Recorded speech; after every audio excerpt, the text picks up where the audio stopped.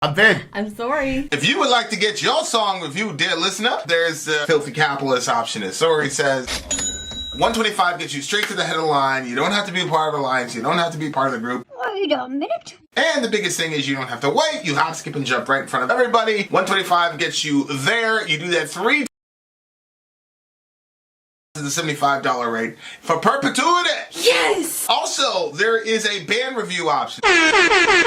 So if you've got a band and you're trying to get your band some exposure, hit me up at insori@gmail.com and I'll show you the details about how to pull that off. You can also jump on Patreon and there is a option on the tiers to be able to get your band reviewed. Yep. Obviously, we can't lie to you, so we can't guarantee a positive review.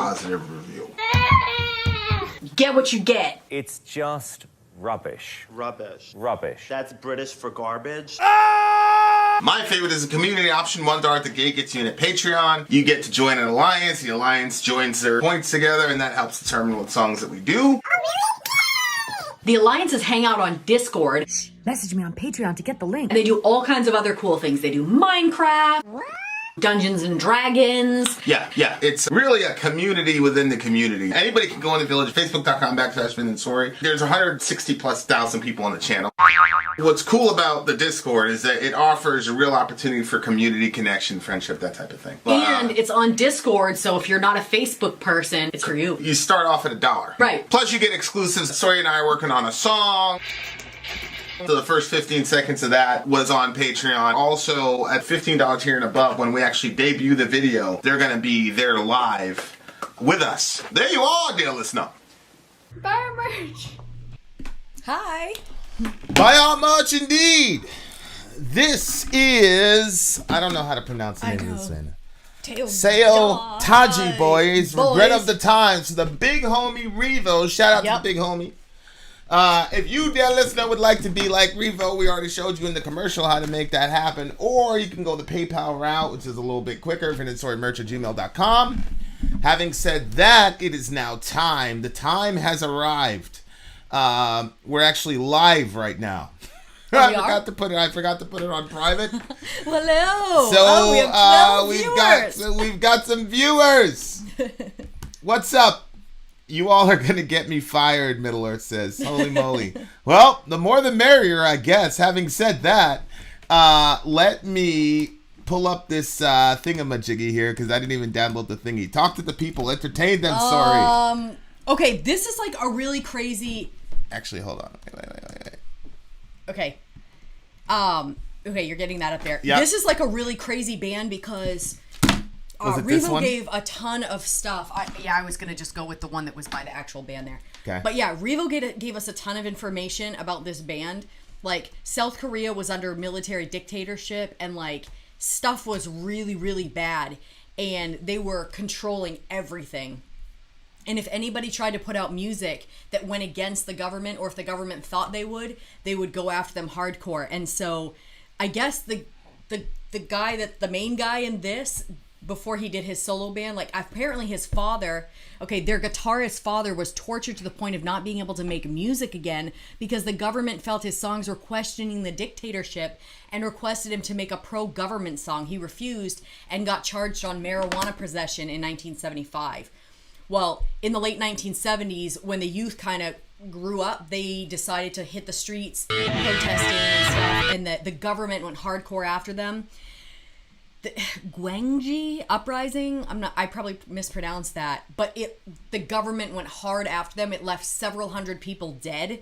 Holy moly. And there was one of the students that was taken and they waterboarded him until he died. And then he was thrown in the river. They tried to cremate him and hide it from the family and try to just pay off the family. But word got out about what was happening because the reason that they waterboarded him is because they wanted him to tell who his other activist friends were, and he refused to do it. So with that as a backdrop, it is it's now better now. I hope so. Yeah. South Korea, yeah, for sure. Yeah, it's better now. For sure. Away we go.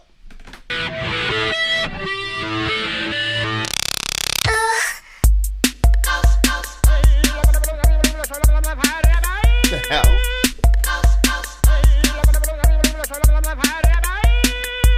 So interesting. It's the right song.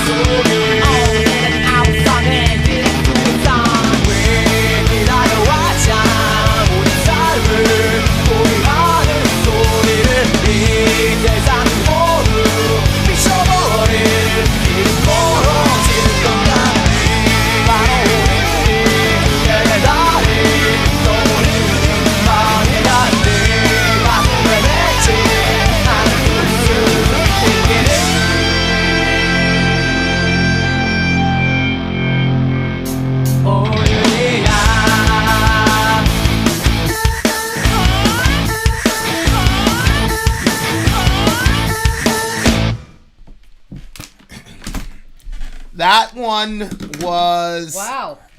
Okay, so very upbeat. The song was dedicated to. No, this is Revo. Right, but what was so we had the whole backstory with the history and all that jazz. How does that relate to the song? Oh, I think it was just talking about how they all got started because I guess the intelligence agencies and government had been censoring and monitoring all the music. So he was a high school dropout who listened to Western music because of his father's private collection. And so he was able to go on TV and transform Korean youth music, which had been practically non-existent up to this point. Oh, wow. Okay, so the previous information was what led up to it. Because remember they went after the dad? Yeah. That's really interesting about, like, music. Yeah. As far as oppressive governments, generally, they'll go after the music. It's really, really interesting. And it'll, one of the weirdest things I ever saw. It's obviously influential, so. I gotta say, in 2008, and I don't care how you feel about it, but these kids were doing this, like, Obama song in school. And it was like, Obama, and the kids were singing it, and I was like, mega uncomfortable, bro. Really? Oh, yeah. Yeah. I was mega uncomfortable. They had these kids singing about how Obama was gonna do all this jazz in the country and all this. Like, I'm not a fan of elevating one person like that. Well, kids making songs to government officials as if they're the savior. Like, that's a completely un-American mindset. Yeah, I can see that. You're supposed to be skeptical and cynical in regard to the government. You're not supposed to be making, and obviously the Republicans went crazy, started talking about Hitler Youth and all that. Oh, this reminds me of Hitler Youth. Which, is ridiculous. But it does stand to the point, though, that it's very, very dangerous when the government starts getting involved in all of these overreaches. But I do think it's pretty telling that one of the things they really go after is the music. And I think it's smart for them to do so. Because, I took this class one time and I was blown away by the effect of music and warfare. So for the they always vast majority of I didn't know, but the vast majority of human history, musicians always accompanied soldiers' warfare. Yeah. It was you even see some of this stuff in the Bible to a degree. So it's like, the whole Walls of Jericho situation. It wasn't just noise. They were singing. Well, and they did the the drums and all. Yeah, it was used to intimidate the enemy and to give courage to the it's inspirational to the soldiers. too, because like you said before, there's some stuff that people just do. And like you said, like there's some like Mo Murder on Mo. Mo Murder, yeah. Yeah, like that one gets people in the mood for certain things. Music gets us in the mood for certain things, and I think that I don't know. I think also music has a way of kind of freeing your soul. So if you're talking about a government that's trapping you, and then you're talking about music, the music itself is talking about freedom and stuff like that. Like I think it's the sound as well as the lyrics coupling together to kind of give you this feeling that the government clearly didn't want. That's really messed up. Yeah. So it's like it's one of those really interesting situations about human nature where it's clear the government figured it out. But at the same time, the government is having a hard time. You can't keep something like that in a box because it's metaphysical. It's just like people saying you can't kill an idea. And that's crazy to me that like you got young kids that are enduring torture. Like that's how crazy the government became over there. I don't know much about Korea and the Korean conflict and all that jazz.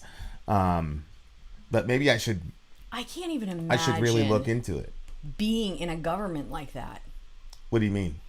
Just the level of control. I think because, like, I came up in a very rigid environment as far as rules. Like, everywhere I went, there was ridiculous rules. And if there was ever an environment that was a little lax, they tightened up because they knew who my parents were. And they would tell my parents if I didn't follow everything to the letter. Like, there was no place to relax. People were telling on us all that. And the other thing, this is something that I was talking to my mother about because we were homeschooled and homeschooling wasn't a thing at the time. People, when they found out that we were homeschooled, I forgot they used to do this. They'd say, oh yeah, what's the capital of Kentucky? What's the capital of this? Multiply this for me. And they'd start quizzing you like they never did with any of the other public school students. So we always had to like perform like circus animals for these people. Yeah. But like, I knew that was our family life that was very strict. I knew that not everybody was strict, but imagine having, like, being the parent, like how free you like the kids to be in their expressions and their personalities and stuff, knowing that you had to stifle that because the government could kill them if you didn't. Holy moly. Like, don't you dare express your stuff because we would have major conflict because I'd be like, shut the fuck up. Don't say a word. I would want the kids to just be quiet and stay alive. And I don't know if you'd be like... Well, yeah, I mean, I wouldn't tell them to go die, but yeah, I mean, it's definitely, yeah. Why are you waiting your whole life for the sound of giving up? I feel like the whole world is going to go crazy, Sue. Those kids got so loud once they got on that subject because of your fake accusation and your face is twitching. The elite...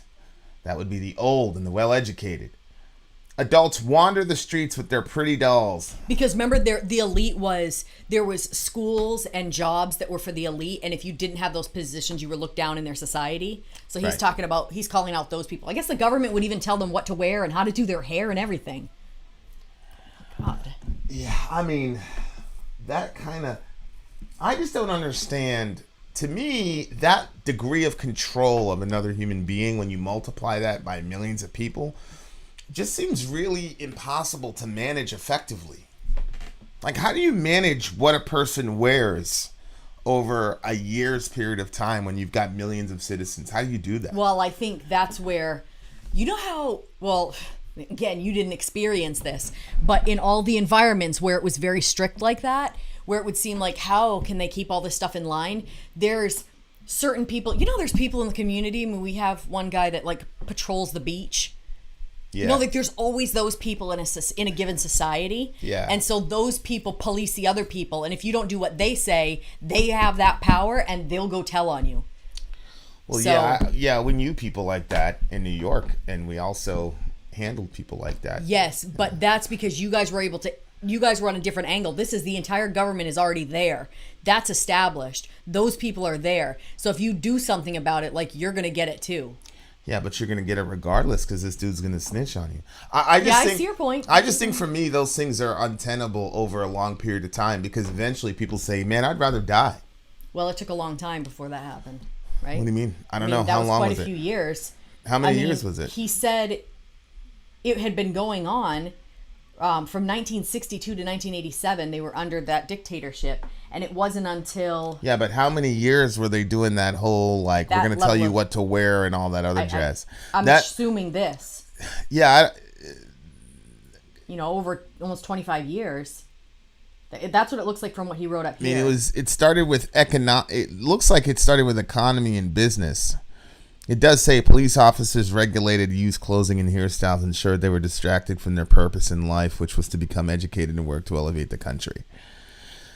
Put them in house arrest of the government, whether politician or musician. Yeah, I mean, it did not last very long. I mean, 1962. Well, yeah, I see what you're saying. 25 years is a long time, but it's not like it's not like 400 years. Yeah, 25 years is like basically half a generation. That's what I mean. Like, it's just not something you can. And the Romans figured that out.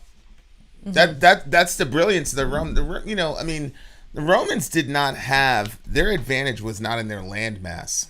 Like China, where you just have this massive... It was in their brutality. Well, but it was also in the way that they understood that to have that level of control is inefficient and impossible. If you want to be a very good oppressor, what you need to do is give people just enough comfort and make them think that they have a voice when they really don't. Then you can oppress them for hundreds of years. But if you take away that veneer, then people are going to rise up and they're going to overthrow you within a generation. So what the Romans would do is they would show up to your place and they'd say, okay, whatever the established religion is, you guys can keep it. You just need to burn some incense to Caesar every once in a while. But you can worship Hecate and you can worship all these other people. That's fine. You got to keep your practices. Hell, they wouldn't even force you to read Greek or Latin, although most people at the time, especially in Jesus' time, were triliterate because you had Latin. Everything was so close too. Yeah, you had Latin, Greek, and then Aramaic, which is the three, So like, they would allow you to keep your culture. They'd allow you to keep your language. They'd allow you to keep your religion. The major markers, their big thing was, we're going to tax the hell out of you. Mm-hmm. So the whole point of Roman brutality was to keep people, the whole goal was to continuously keep people paying taxes. That's really what it came down to. So as long as you paid your taxes, the Romans were good with you. Mm-hmm. As long as you paid your taxes, you acknowledge the supremacy of Caesar. Yeah, that seems more simple. It's brilliant because then you have less things. Yeah, that you have to manage. And what does it matter? Well, and the warrior spirit that is in every human being. Most people, you have to, I ran into an actual warrior today at Walmart, but he's an exception. They tell you all the time, like, you're 1% of 1% of 1%. People are actually willing to go out and fight for the homeland. Of course, bro had like 3 or 4 kids. He's got a beautiful wife. So he's got a lot of really good motivation to go out there and do whatever he needs to do to make sure that they're good. But the average person is not like that. The average person, you got to really put them in a situation to where it's going to make the average person finally say, fuck this shit. So like in Syria, you know, you had a very successful, which we'll all see in about, I don't know, what, probably next 15 years eventually. But we did a very, very good job of convincing the average dad in Syria that if he didn't pick up a Kalashnikov, Bashar al-Assad was going to come in and torture his kids. Now, granted, Bashar al-Assad, I mean, he's done some nightmarish stuff to kids. I mean, he's kidnapped kids and chopped them up and sent the body parts to everybody in the village. But, you know, it's one of those things where it happened not as frequently as the propagandists, you know, wanted us to believe. And so then you're looking at this as a dad and you're like, well, shit, now I got to fight. So I think that like that kind of oppressive government is too far. The masters of oppression are like America, right? Where you have people saying, I don't like Donald Trump and I don't like Biden, but these are the only 2 choices I have. So now Americans feel like, oh, I'm taking part in the democratic process, when in reality, all you're doing is maintaining status quo and make sure you pay your taxes. And Republicans and Democrats both, they'll fill up their all these bills with what they call pork, which is, and the senators get $500,000 bonuses for no random reason, things like that, where they're just completely just taking money away from the common people. But we don't feel that martial spirit to rise up against it because we voted those people in. So we think we're free. We voted them in. They're not telling us what to wear. Well, that, and they rotate out every 4 years, so it doesn't feel as, you know. But I think that where you were talking about the Roman government, and it was about the money. But it looks like China, it was about their intellect and them pushing their country forward with, I don't know, like their minds. Well, see, that's the thing about... So they didn't want any wasted time with the youth. Right. So you're not allowed to be... waste your time on your hair or your clothes. Like, you need to be focused. Just let's... dwindle everything down to wear this, cut your hair this way, and go. Now, like, put your mind toward bettering our country. Yeah, thinking of your broken wings, how long can you fly? But it's like you said before, well, Gary V is he's a name, sometimes we go through phases. All of a sudden it's Gary V, and then he falls off, then he comes back around. So Gary V, if you look him up, like, he's very much about, don't do something that you hate doing, because... he'll say basically there's no such thing as a lazy person. There's just people who hate their jobs. So find something that you love doing and you're going to do it naturally. And we see it with our son all the time. The Amazon stuff, he's on top of that shit. He gets it done. Like, he knows the stuff most of the times before we even do. And he's just right on top of it. But if you need him to clean the kitchen or wash the floor, that you're going to have a struggle. He hates that, but he loves Amazon. And so I think that when you have a government that's pushing people in that direction, I feel like you think you're going to... what's the thing? Like, you can get more water from something than there's a phrase. You can't lead a horse to water? No. It's something Bees about with like, honey? No, it's something, there's something about like, you can get more water out of this than by twisting somebody's nose or something like that. Like, yeah, you're going to get some liquid if you wrench their nose, but you could get a lot more going to this other source. In other words, you're trying to force them to do something. Never heard of this phrase before. Maybe it was on some comedy or something, I don't know. But the idea is, if you want somebody to do something, but you're forcing them to do it, they're going to have less drive, and their creative powers are going to be lowered because they're forced to do it. It's not something that they're interested in.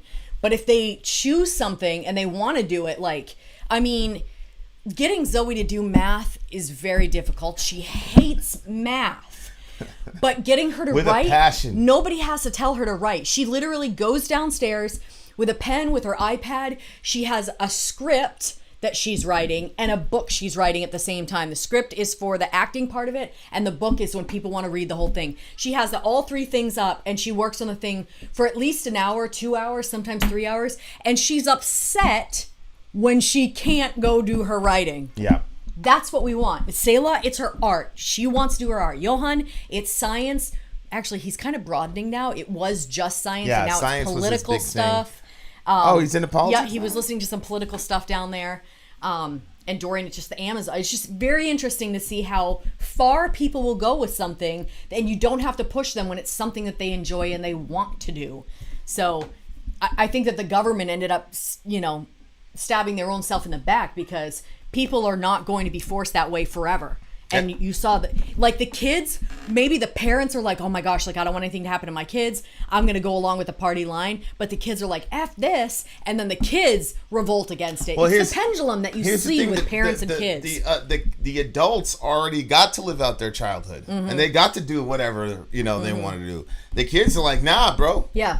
And it's like I said, that's why the Romans were so brilliant. And to Perkinos's point, prior to that, you had Alexander with Hellenization. Mm-hmm. And Alexander's idea was, look, we've got the best social system ever. Mm-hmm. And so everybody needs to get up to where we are. And so they forced it on everybody. And, historically speaking, Alexander proved to be right. He was right. Hellenization was good for the world. Mm-hmm. It's just the way that he brought it about, I think, was through violence and conquest and all the rest of it. Yeah, so this song to me is about the human spirit, man. Mm-hmm. It's low-level dictators don't understand. And the real devious people, like oligarchs, the people who truly are bent on world conquest and domination, do not treat people like that. Mm-hmm. Because we've just realized over time it doesn't work. And so the irony of this entire situation is we're Americans looking at this episode in Korean history be like, damn, that's really oppressive. Not realizing that the people that are oppressing us, and I'm not talking about black and white and critical race, I'm just talking about period. Like, for example, what just happened with this COVID relief stuff? Billionaires became twice and 3 times more rich during COVID and the redistribution of capital, and then they cut the regular people $1,600 checks while they gave billions of. This is the same thing that happened in 2008, right? So this is like industrial strength level oppression. What's happening to us? But we believe that we're free because we chose our oppressor. Right. It's unbelievable. So that's why music like this is important. Mm-hmm. And you got to kind of give it to Revo, because prior to Revo, I didn't really understand like the backdrop of K-pop. I just looked at K-pop like, oh, it's just not to be taken seriously. Yeah, it's just but it's actually pretty brilliant. Yeah. It's a pretty and their brilliant journey is just so intense. Yeah. It's like, wow, okay. Like, who would have thought that, this kid, his father had a private collection of Western music. It's just like such a great story too. Like, wow, like the lengths that people will go to because they believe in something. And so he goes and he does this stuff and he's able to get his message out there and stuff. It is really a shame though that it does get overlooked because we don't know the story. And it's just a stereotype with K-pop that I think what happens is Americans sometimes probably project their culture on other people, because our pop music is generally vacuous and is generally not saying anything. More or less. And obviously the whole world is influenced by us as Americans, as Revo even said. But they took the sound or the aesthetics or whatever, but they're stuffing it full of some real significant shit. Mm-hmm. And I think that's anytime somebody does something that's like clandestine, that's like Trojan horsey, like I love it. I'm like, yes, brilliant. Really, really good. What do you get the song? This one's a 8 for me. This is solid 8.5 for me. SLAYER is next, ladies and gents. Okay, there you go. Shout out to the big homie Revo. Revo, he did this for us. He doesn't want any recognition for this, but Revo will send us these dissertations of the historical back, because it's important to understand. You know? So thank you, Revo. And I'm not putting that on everybody else. You don't have to do that when you make your request. Just send your request at VinAndSoriMerch@gmail.com. To be honest, if you do a big thing, I probably won't read it. Vinny might, but anytime somebody does something big, I read it.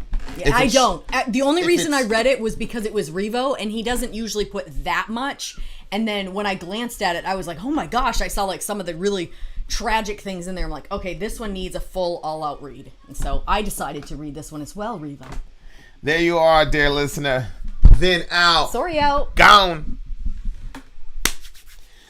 Let's go to Slayer Dead Skin Mask. And that's an alliance pick, too. Where's Slayer? Right there. Oh, okay. It's an alliance pick. Sin and Glory. Chris Culp. It always is. He always picks like the main stage ones for us. Did you timestamp that one? Well, it was the beginning of the video. Yeah. So there's no need for a timestamp. All right, let me get. Inshallah, we can get a lyric video. Did they have a specific video they wanted? What's up, everybody? Yeah, it's a lyric video. Jambi in the house. What's up, Jambi? Hi guys. What time is it in Maine? It is currently 5 o'clock in the afternoon. I'm just kidding. It's 8:06 p.m. Slayer Dead Skin Mask. Oh, I didn't like. Did you like that chicken last night? It was a little rough, I thought. I mean, I'm just not. I'm not hungry, so. But you ate your omelet this morning. I ate one thing of chicken okay. yesterday. It could have been the greatest chicken of all time. It's just. Is this the one right here? Hold on. Let me pull that up. Dead Skin Mask, Begin New Life. Yep, that's it. By Begin New Life. Yep. By Slayer. Okay. What's up, Kamikaze? Caker Lake, Kamikaze Kicker Lake. Does he live in the same neighborhood as us? Who? Oh, the homie? Yeah. Yeah. I was shopping and he was like, "Yo, don't I recognize you from somewhere?" And I was like, "Yeah, probably." He's like, "Aren't you on YouTube?" I was like, "Oh." It was the wrong side of heaven review. Okay. He's a vet. He was a Ford Observer, so the dude was like in the shit, man. Oh my gosh. Yeah. That's the homie. Yes, I always wash the chicken. Chicken always gets washed. I just wasn't the grill master last night. One of the other children was. Sometimes they do good, and sometimes they don't. Just depends on their mood. Whoop. Really? Yeah. Uh-huh. You know how that is. I do. This is cute, right? Yeah, it is actually. I wish I could show you guys this. It's like, wait. Just send me the check. Send me the That's my computer. Yeah. Okay. I'm gonna show you guys. We're gonna show you something. I liked it. Bodies like Domino Life. What's happening here? It. Chemical warfare. Boop. Boy, that ended quickly. What did? Crystal and Sagar, you know they're doing Rising. Yeah. So they're out now. Yeah, I heard about that. They went independent. Yeah. And their goodbye video that they put on their previous company, they have deleted it already. Really? Well, they kind of I don't want to say they badmouthed. Oh, well. Rising or The Hill. And I love the name of their show, Rising. It was so unique. Now it's like, I don't know. Whatever. Fault lines or something like that. I don't know. The Breaking Point is what they call it, which is a good name. It's fine, but I just liked Rising because it was like, it was so optimistic, you know. I liked how and it in was the so back different. of them was the sign, and it would make a reflection onto the desk. Yeah. And there was like this circular thing, so it looked like the desk was smiling.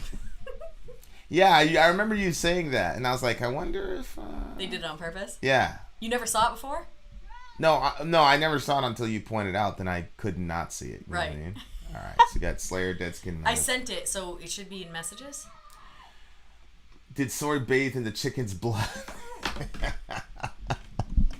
No, the chicken wasn't pretty enough. Bathstory. That's pretty good. You just can't let others Children grill cannot like grill. Oh, Joe Dirt, he's not a child. He's 15. Joe, you got to come to our next barbecue, man. We got ping pong. So like I'm kicking the shit out of everybody in ping pong right now, bro. If you can play ping pong, don't come over. But if you can play ping pong, come over. I'll kick your ass. Okay. My guys, please check Patreon. Okay, we'll check it. Check it soon, inshallah. All right, we got to get this next show on the road. Let's see, is Slayer, Dead Skin Mass? Okay, we're good. Okay, guys, you know the drill. We're about to do the little commercial, and then we're gonna go right back at it. Okay. Thing is, I wish they would let us change the title once. You guys, this tank top was from Walmart. $3. It's nice and bright. Don't think, ladies, that you're gonna look like her if you wear it. Because you're not. Well, thank you, Vin. I would arrive, however, I'm Ulster. I don't know what that means, Joe Dirt. What does that mean, you're Ulster? Alright, let me pull up this file real quick. Alrighty then. So I've gotten wise with the kids, and when they leave their stuff out, I give them chores. So right now, the SUV is getting fully cleaned. The bathtub is getting scrubbed. Everything is going to be in top-notch shape. I've had enough. All right, I'm going to pull up the comment section so I can chit-chat with you guys. Actually, I need to get some water, too. So I'll talk to them while you do that, and then...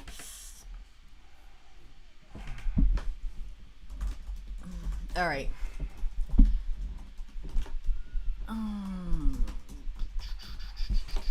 Let's see. I saw Slayer. Drake said he saw Slayer live before they played Raining Blood. I saw them when they play their 2 last times before they retired. Oh, really?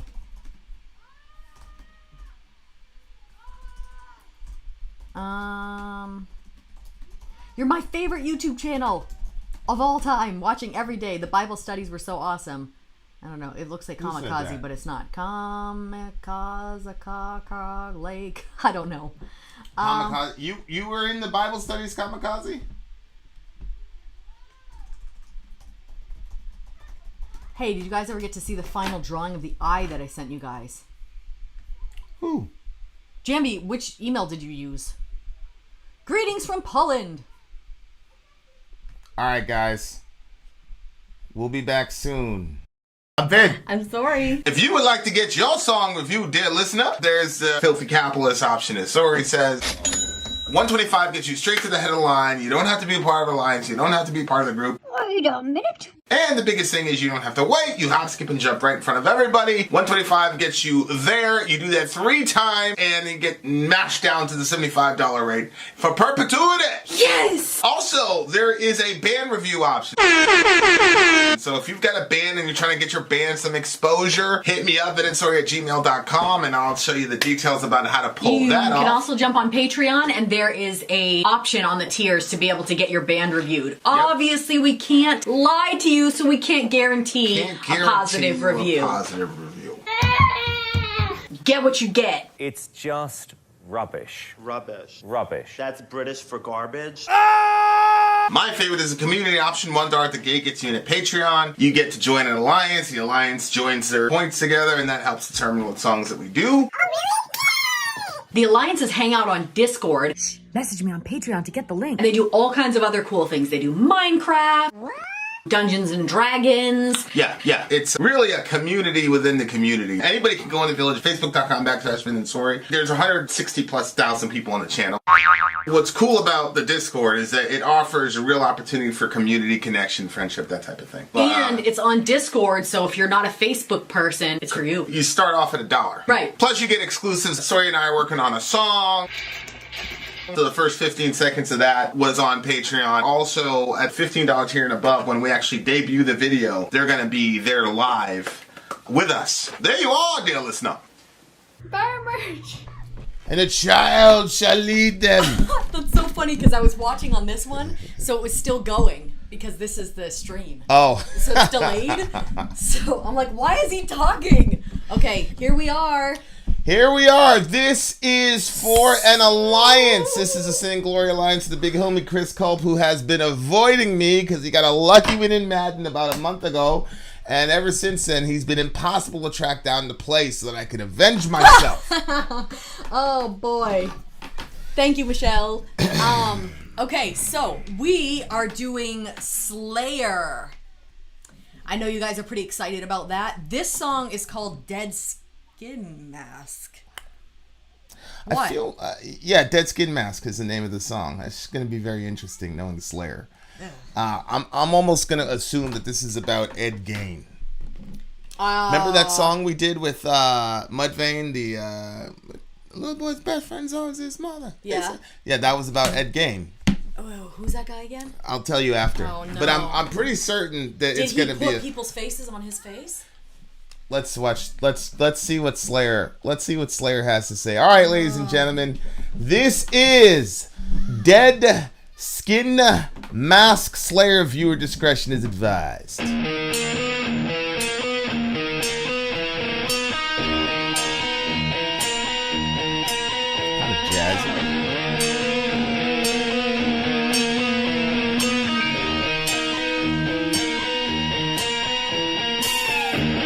I've waited for you to come.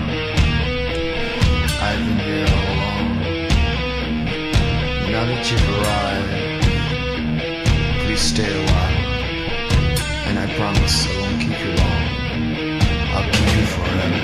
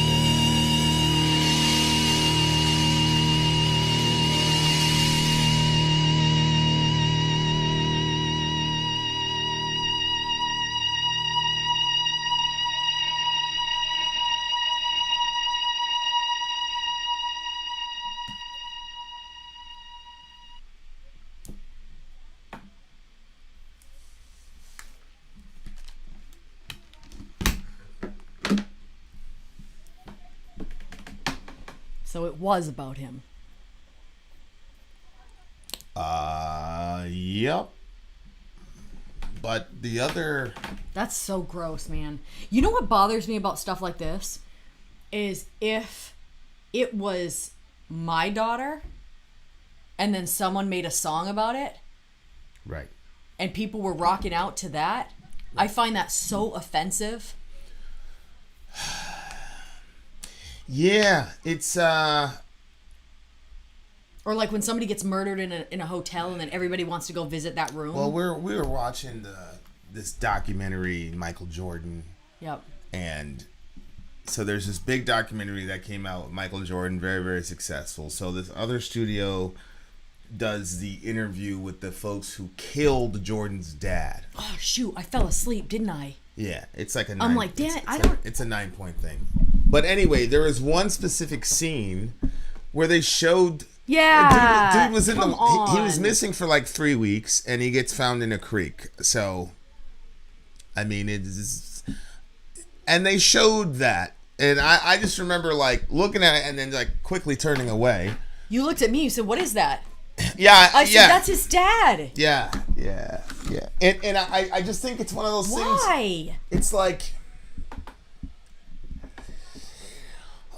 There's a line, right? Because media is supposed to be informative. Art is supposed to reflect the human experience. Mm-hmm. And people like Ed Gein and serial killers are part of the human experience. What happened to Michael Jordan's dad is part of the human experience. But it's like the sacredness of the subject. You know, I don't think we figured out very good mechanisms of honoring and memorializing. Because I'm certain that Slayer would be like, yeah, what happened to those girls was terrible, and they would, if they had the opportunity, they would rescue. I'm sure they would. Mm-hmm. I don't think they intended any disrespect whatsoever to the victims. But it's one of these things where it's like, this is an unexplored. I mean, this came out in what, 1990? I have no idea. You know, so there were certain understandings of propriety that people had, mm-hmm. and there were certain subjects you just did not talk about in common parlance. You just didn't talk about stuff. So it's one of those things where it's like, if you want to stand out as a band, you're gonna talk about the craziest subject matter possible. Mm-hmm. I don't even think that there could even be another Slayer or another Marilyn Manson now, because maybe not. There's just it's like we've heard everything now. Yeah. You know what I'm saying? Like there's nothing that's like shocking, or maybe I don't know. You know, cancel culture. Maybe in 5 years we're gonna go back to, ironically enough, mm-hmm. because when I was a kid growing up, it was the right wingers who were you know, censoring everything. Mm-hmm. And it was the left wingers that were like, come on. Now it's flipped, so maybe it'll go back to the to the point where people just start saying, and you see it with Dave Chappelle and those guys saying that's what I was most thinking offensive of shit Chappelle. possible. Yep. But so there's this whole thing where it's like, wow, this dude is dead. And it's like, can you imagine being Michael Jordan? I'm sure it got back to him somehow. Like, hey, somebody just displayed your dad's decomposed body for millions of people to watch. Like, nobody's thinking about that. So wrong. It's so wrong. Like, but if they had a white sheet over him, it wouldn't have been so bad. Yes. However, on the other side, what is more grotesque looking? A man who's been decomposed for X amount of weeks, or a man whose beaten, bloodied, emaciated body is put on a cross? Because for thousands of years of Christian history, we have, you know, artistically depicted the most brutal scene in human history. Mm-hmm. So it's not as simple as saying, well, and it's like, well, do you not respect the dead? Don't you respect Jesus? Well, yeah, but the moment of his death was significant to us because we're reading a narrative into his death. Mm-hmm. But the fact of the matter is, you're walking around, you know, I've got a, you know, you don't like it, but I've got a, you know, crucifix. I've got a rosary in my room, and it, you know, had a picture of Jesus. I actually don't have negative feelings about it anymore. I like it now. Jesus being crucified. So it's like, well, so think hard about this. Why are certain depictions? Why is the depiction of Jesus's dead body okay, but the depiction of other other people's dead body is disrespectful? And I think we've got to parse, because again, it's art. Art is supposed to reflect the human experience. If this is part of the human experience, we have to talk about it.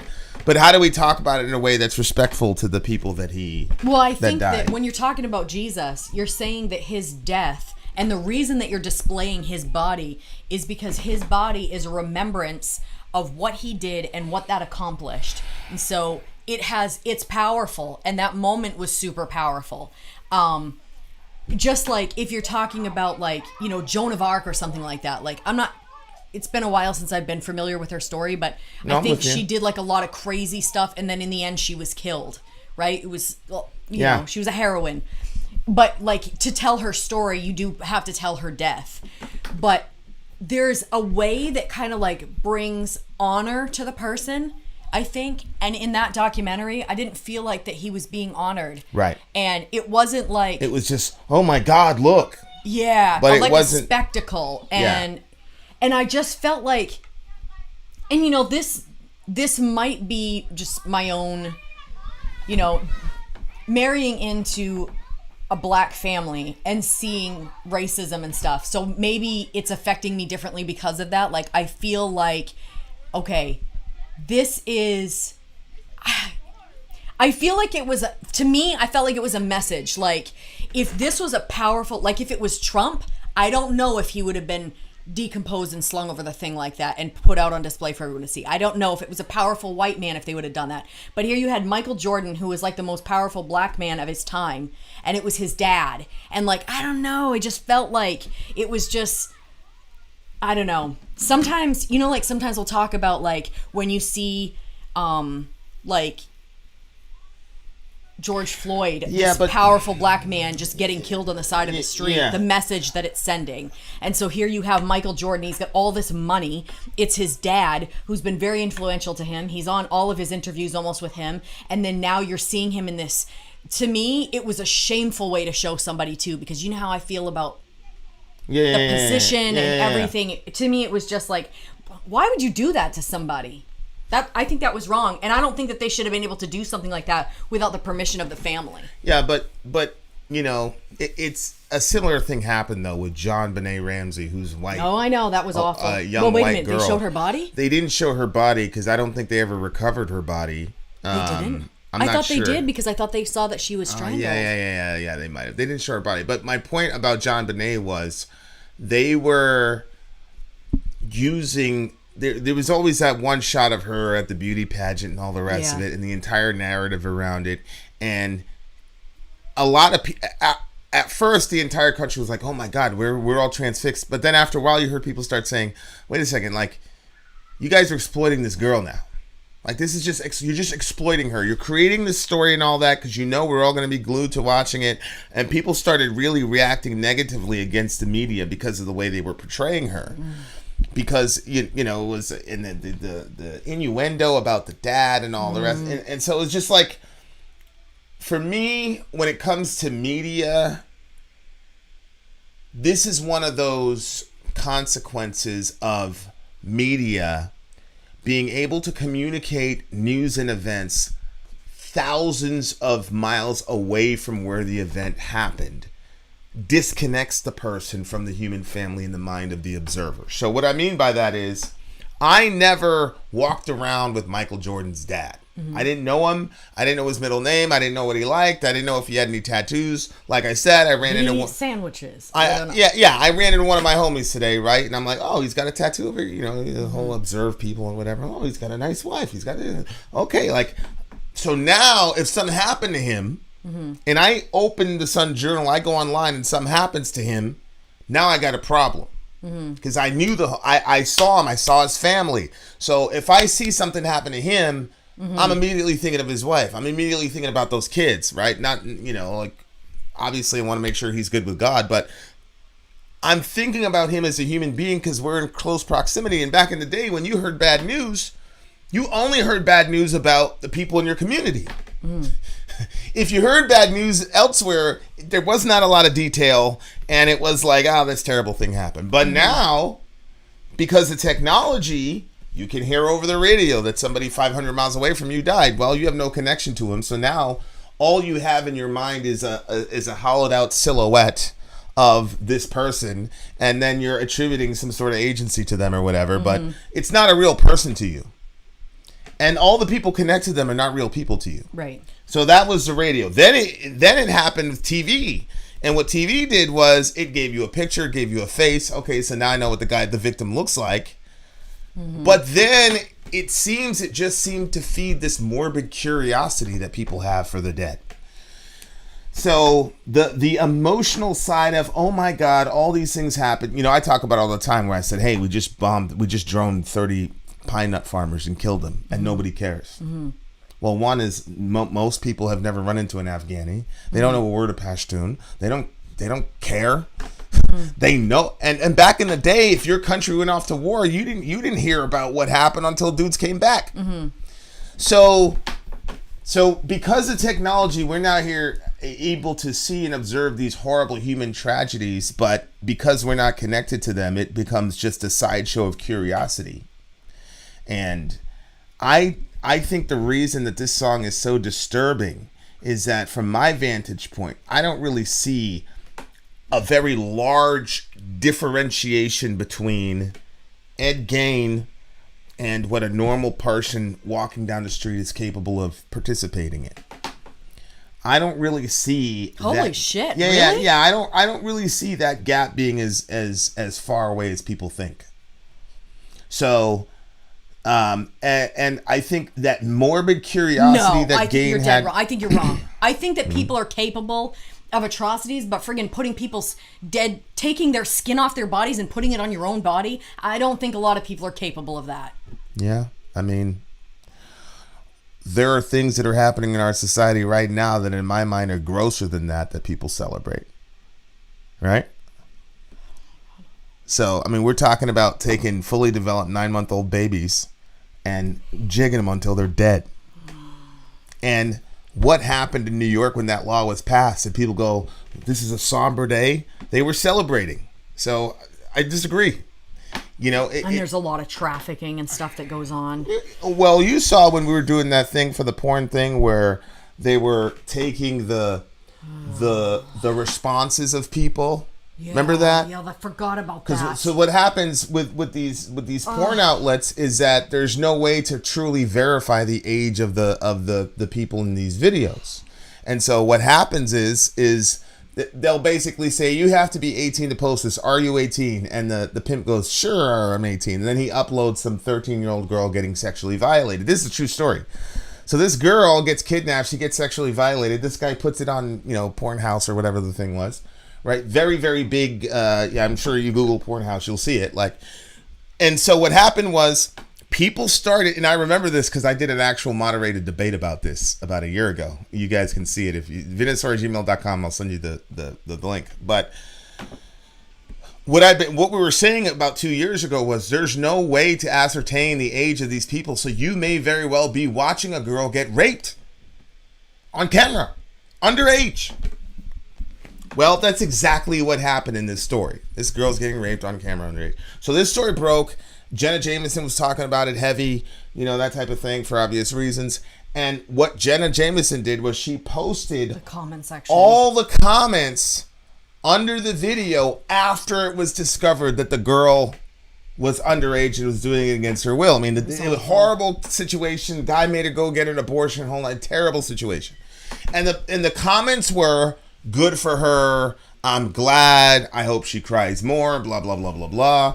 And I guarantee you, all those men who made that comment, you would not have been able to tell in their normal life. So I think one of the fascinations with serial killers like Ed Gein and all the rest of these people is that we are wrestling with the darkest version of humanity. And I think there's some unspoken sort of subliminal question like, is there any of me in this? You know, and I think that that's one of the reasons why we're so fascinated. And like Ed Gein, like Psycho, the movie Psycho. There's like a couple of these horror movie classics that are based on this character. Oh, God. So it's crazy. It's like art is supposed to imitate life, right? But normally what's supposed to happen in like a horror movie is you're supposed to take something so fantastically horrible that it wouldn't happen in the real world. But in reality, like Freddy Krueger, for example. But in reality, all it was like American Psycho. It was Norman Bates. Who was the other one? Like Silence of the Lambs. Texas Chainsaw Massacre. All these movies are based on a real life person. It's almost like inverted.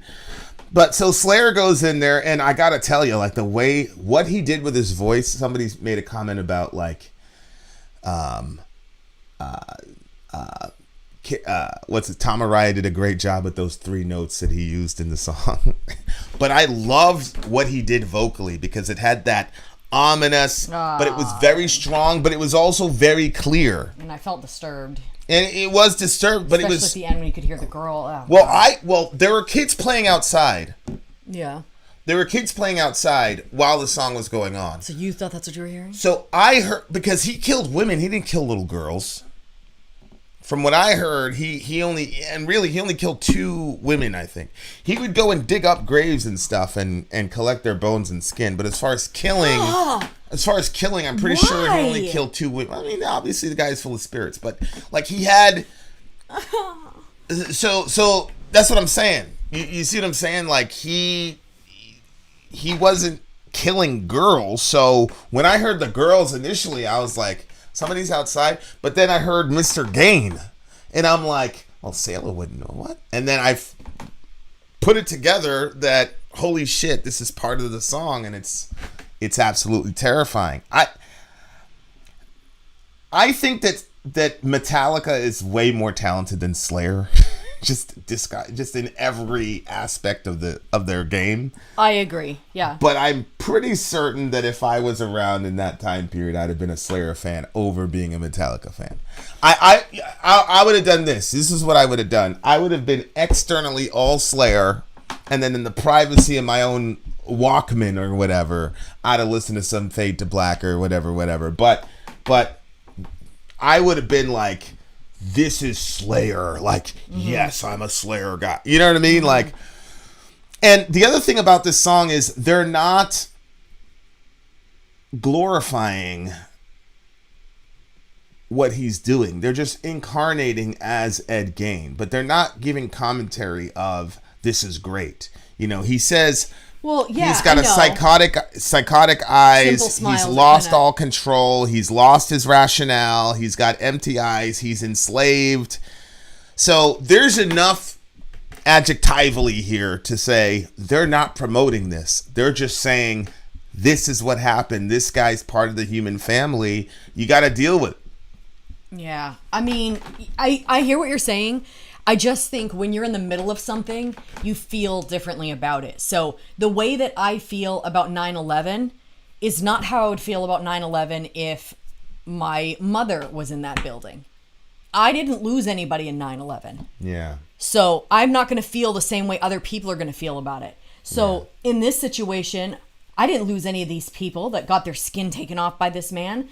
But if I did, if that was my daughter or that was my friend, and then somebody put out a song about it, I don't like that. Like, you know, if it was like, fuck that guy, blah, blah, blah, I'm like, okay, more of that, like, you know, desecrate his grave, and you know what I mean? Like, then, yeah, but this, I'm like, no, I don't like this. This makes me feel sick. And I don't think, like you said, I don't think that they did it because they didn't care about the victims. You know, you're probably right, but I do think that well, he had some mommy issues. There's some, oh, God. You know Norman Bates, like Norman. You know, with the mom. Yeah, that was based on that relationship. Wait a minute, Psycho? Yeah. Oh my gosh. That was based on Ed Gein. Yeah. Really? Yes. Oh yes, I think I remember my mother saying that. And even the Mudvayne song was about a little boy's best friend's always his mother. Like that he had. And again, that's where you say, like, wait a second. Anytime you run into a guy like Ed Gein, or a Hitler or a Stalin or a Mussolini or a Pol Pot or whatever. We always want to pretend that there's some like different species of human or different thing or whatever, because we want to other them, because we don't want to say that this guy shares our DNA, at least epigenetically, right? Like he's part of the human family, which means that we're capable of this stuff somewhere in our whatever. With the right, my mindset, I know you're different. My mindset is with the right set of circumstances, with certain inhibitions and certain disabilities, I think, and everybody I've ever met is capable of doing that. Okay, so that's really bizarre. I mean, I do think that people are capable of some really crazy and psychotic things, but necessarily a mask or gloves of people's skin, I don't know. Yeah, I don't know. Like, I do think in the right circumstances, like if somebody hurt my kids, you better know that something I'm going. You know what I'm saying? But like, I don't think I'd want to put their skin on my face. Ew, babe. Okay, stop. I don't want to think about this. You're using your rational mind, but you've never been pushed to the point where you're like, I'm gonna kill this person. No. So it's impossible for a person who's never crossed that bridge to say, oh yeah, I could do that. But and a lot of it has to do with what what people have seen in the world, So I've seen some crazy shit, and I've seen otherwise very good people do very crazy. And I'm talking primarily about myself, and then obviously your folks. There's stuff you do that's irreversible, and again, it's like. You got this guy Jihadi John from Is he still alive? No. I was like pretty sure. No, that guy. That guy is. He got. But my point is, this is a guy that grew up at Starbucks in London, walking around, whatever, and then he gets radicalized, and then he goes from drinking Starbucks in London to sawing people's heads off on a camera. And it wasn't very long. I just watched a documentary on him. It wasn't a very long, drawn-out process. So, human beings are. I think bands like Slayer are necessary, because I don't think it's definitely not a song I'm gonna put in my rotation. Like, hey, but. I mean, topic-wise, I didn't really like the sound of it. It's important to understand what human beings are capable of. And I prefer not to think about that. It's important to understand that we're capable of that stuff, not because of fear, but it directs us to making sure. So if here it says, this is a guy with mother issues and he's got a lack of self-control, and these are things that I talk about all the time with our boys, because our boys are obviously going to have mother issues. And one of them has issues with self-control. Does that mean I think my kids are going to turn out to be Ed Gein? No. But, is that really the point? As long as your kid is not Ed Gein, that's okay? We're not supposed to... Anytime God allows one of these people to hit our consciousness, it's not so that we can judge them and say, oh my God, they're so terrible and I'm better than them. What I do is I go, first thing I do is I say, what do I have most in common with this person? No. That's just what I do.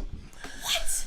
Yeah. And it's an exercise I go through a lot. So if I'm looking at Hitler, if I'm looking at that's so funny. I never do that. I'm always like, wow, that son of a, you know what I mean? I'm always a judgment that person big time. Well, no, It depends on the atrocity.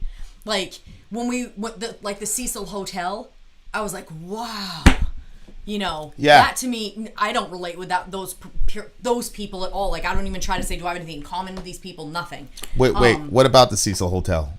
Well, the girl getting killed and then being in the water. And what do you not have who do you have not have in common with? Terror, if, to me it looked like somebody was there and then somebody got her and put her, I can't relate to taking somebody and putting them in a water drum and, you know what I mean? Killing somebody and stuff like that. Well, yeah, I can't when I hear something about like somebody hurting somebody's kids, or there's there are certain situations where I could relate with that, you know. Yeah, but again, that's why, you know, and I think Shell makes a good point here. Most of the serial killers in history are mentally unstable people who've experienced violence and trauma.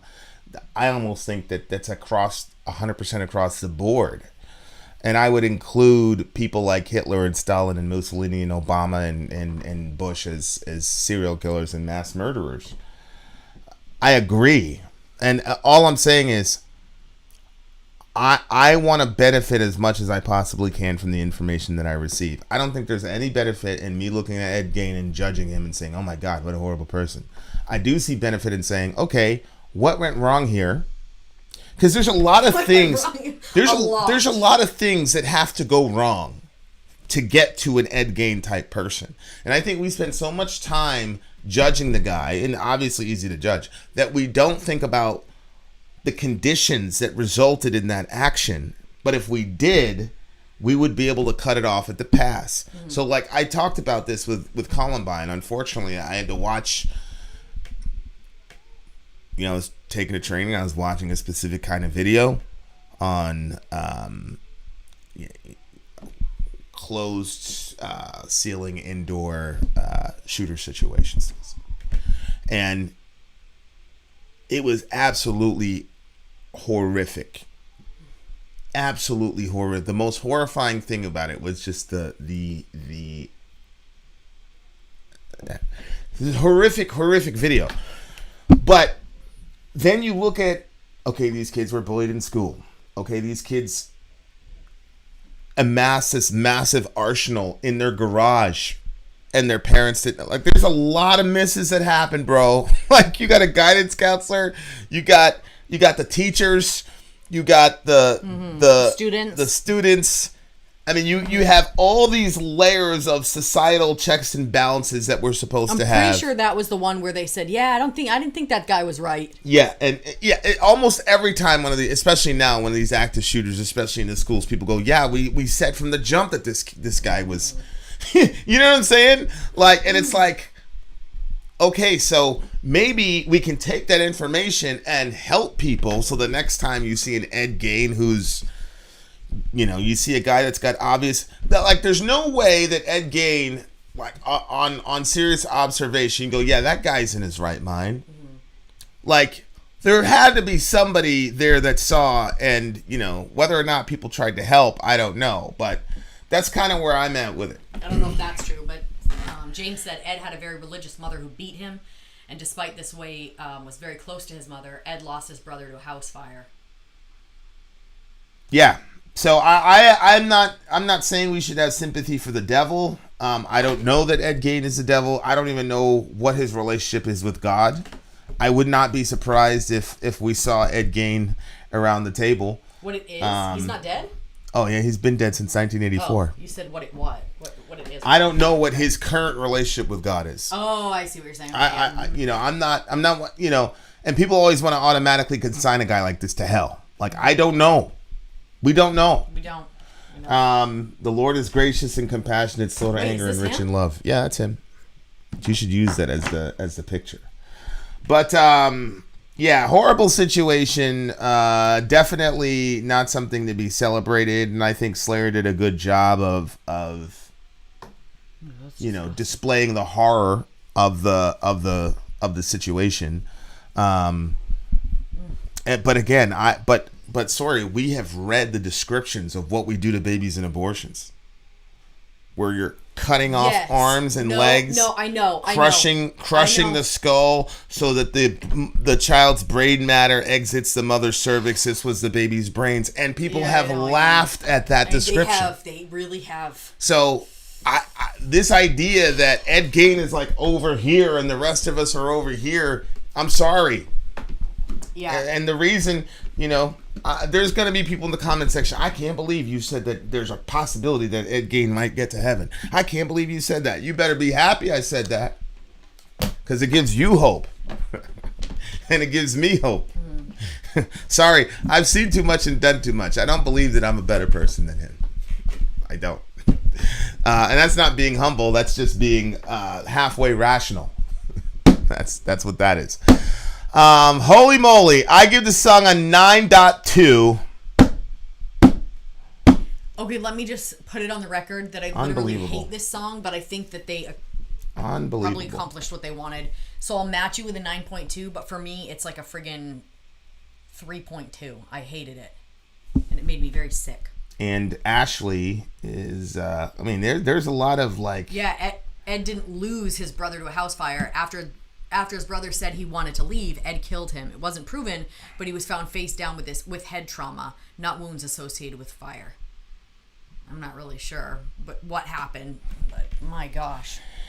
Yeah, Crotus, I'm usually looking at Sori's or mine. I usually have the lyrics up, although if it's a lyric video, then if something is too gross or whatever, I'll look away lyrically. Because I see everything that I read, which is something I generally don't talk about a lot, but there you go. Yeah, I give it a 9.4. What'd you give it? I matched you. All right. But I didn't like it. Well, the moral of the story is, I'm being 100% serious right now. The moral of the story is, if you have homicidal ideation, get help. A lot of people think that if you go and say, hey, I feel like killing somebody, you're automatically going to get locked up. That's actually not the case.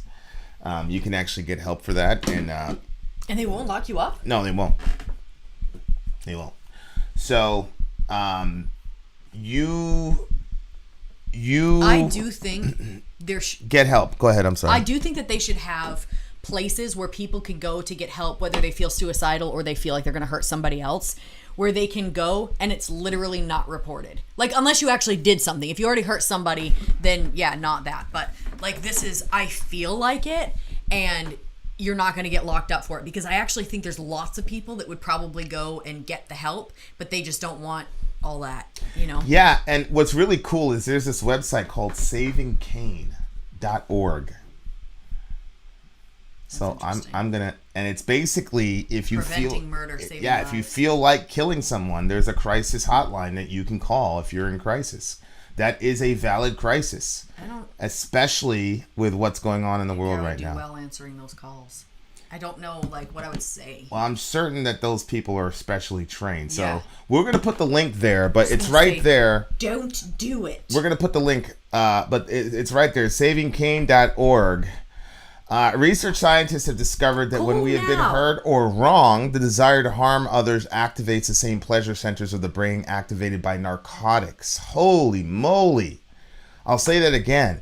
Research scientists have discovered that when we have been hurt or wronged, the desire to harm others activates the same pleasure centers of the brain activated by narcotics. This suggests that the desire to kill is a biological craving created inside the brain. If you're thinking about killing, you're not evil. You're experiencing a brain-created desire to harm others and yourself. If your brain created it, then your brain can also help it to get away. Help is available right now. The desire to kill can be overcome. Now, obviously... That's good, the way they worded that, like, to make people feel a little... I would say that it doesn't make you particularly evil. Right. I believe all of us screw up for a bunch of reasons.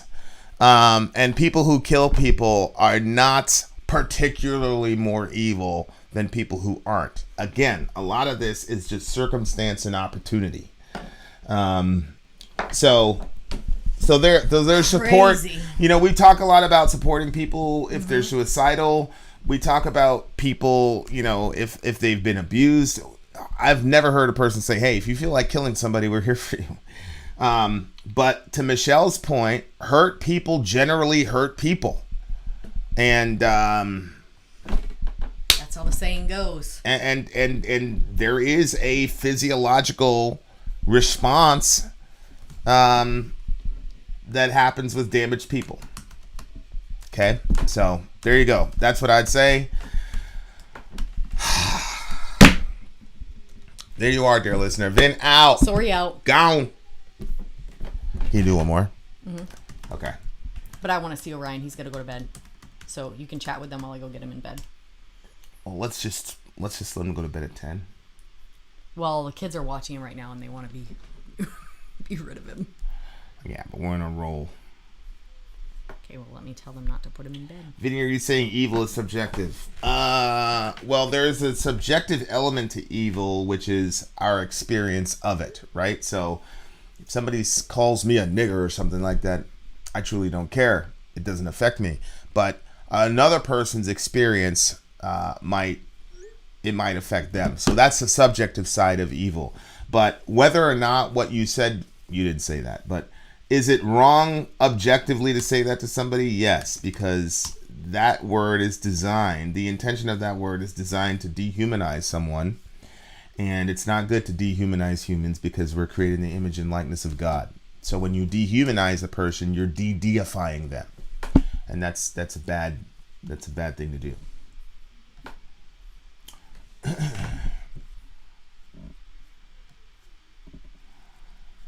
All right, ready? So the next one is any of these with the 1. Okay, so we just did an alliance pick.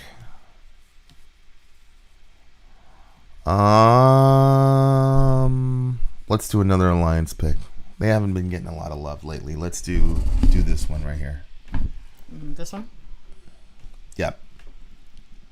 Perfect too. It's Anarchy 99. Good.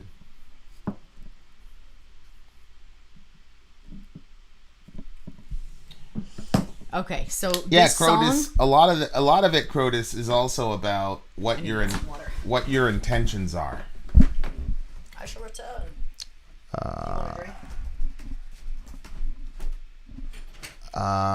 Sure.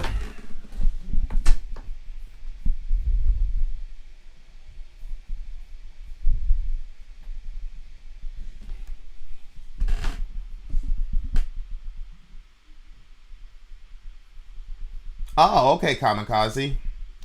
Isaac, we did Dead Skin Mask by Slayer. And we did a song right before Dead Skin Mask that for some reason eludes me. Oh, it was we also did a K-pop song. So there's that.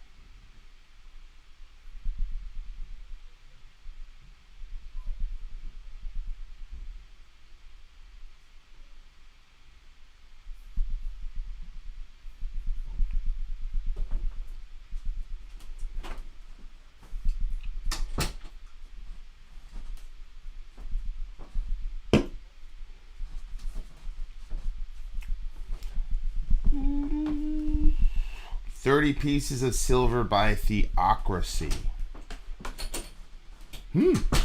I think one of the guys from Theocracy actually commented in one of our vids. Ahoy, Ashley Winchester and everybody else. If this is the first time you've come on a fire stream or a fireside or whatever, come and welcome. Thanks for hanging out. Did we do Jesus of Suburbia?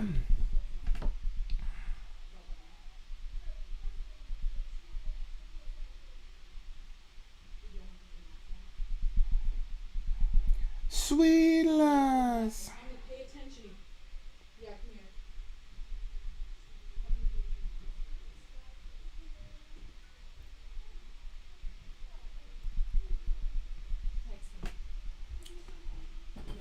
We're working.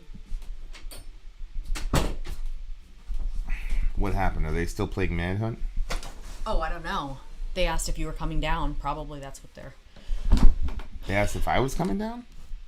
Sayla just said, is Mr. Vin coming down? Really? They miss you. They've been saying it all day. They want to hang out with you. Mm-hmm. You've been busy. All right, ready? Yes. Okay. So they said this one the theme for this vote was a song inspired by film or literature. This one was okay, so the theme for the vote was songs inspired by film or literature. And so this one was inspired by Samson and Delilah, and they said the winners wanted that passed on to us. Okay, well that would explain the song title. Okay, so that's the one that we're using. Clapham Junction. Okay.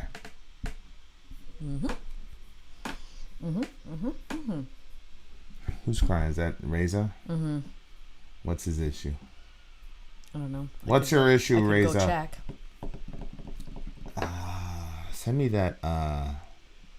Send me a text. Text me that It's video. right here.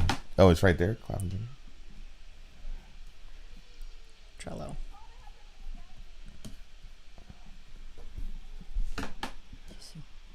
This is easier than just sending me the link.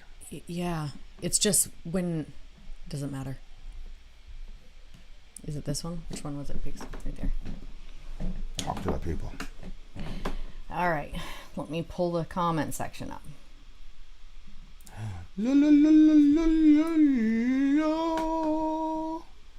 Oh yeah, we don't do Japanese. The baby metal Japanese. because They'll kill our channel, bro. Tell them what happened. I can't remember. What happened? Did we do one of them and we got a strike? Yeah, or the J-pop groups are handing out copyright strikes like candy. So, and if you get 3 of them, they'll shut your channel down. So all our videos get demonetized, which is fine. That's why we do the Patreon thing. But if you do, some bands will report it as a strike. So once that gets sent to YouTube, you get 3 of those in a given time period. If you have 3 of them, you're out. So we're very, very, very, very, very, very, very careful with that. Yes, Kyrie, an A99 pick is being loaded up literally as we speak. Sori's just taking care of something. I don't know what she's taking care of, but yes, there's an A99 pick coming, and it's actually pretty scary how you just jumped on like that.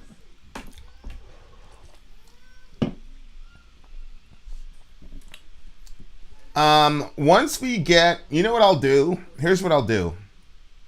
I will, because I think one of the strikes. Just put him to bed.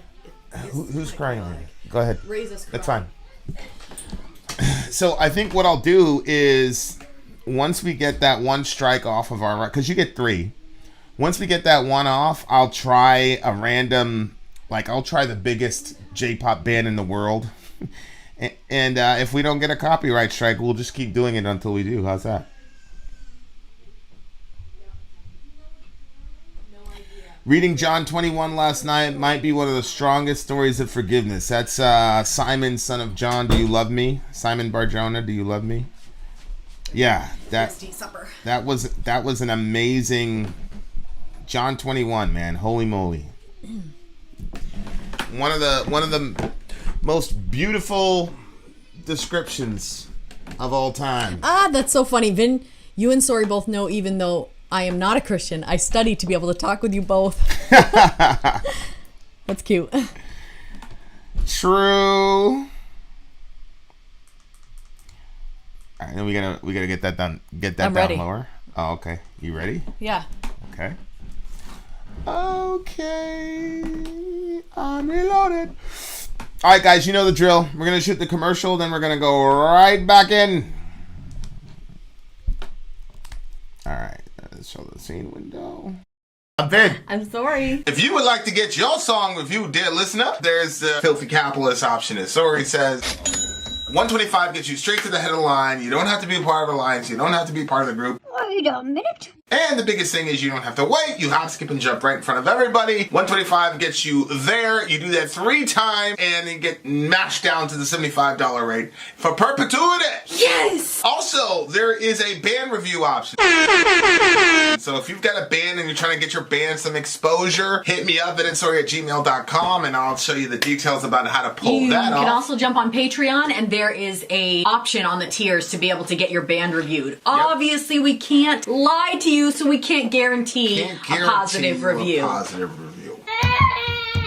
Get what you get. It's just rubbish. Rubbish. Rubbish. That's British for garbage. My favorite is the community option. $1 at the gate gets you in at Patreon. You get to join an alliance. The alliance joins their points together, and that helps determine what songs that we do.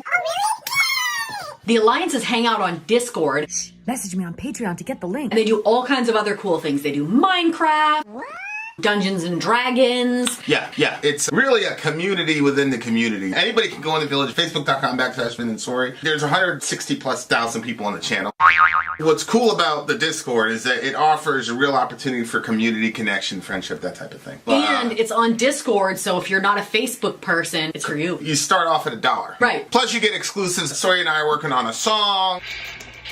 So the first 15 seconds of that was on Patreon. Also, at $15 tier and above, when we actually debut the video, they're going to be there live with us. There you are, dear listener. Buy merch. And the child shall lead them to buying our merch. Shout out to Anarchy 99, one of our alliances that we spoke about earlier in the intro. Anarchy 90 They always have unique thingamajiggies. Yep. I think Pixies Gouge Away. Gouge Gouge Away. Gouge. This is the Pixies Gouge Away. No, just Pixies, right? Not the Pixies. It's just Pixies. What's the difference? Is there a difference? There's a difference? Well, sometimes bands have like, it's not the Pantera, it's Pantera.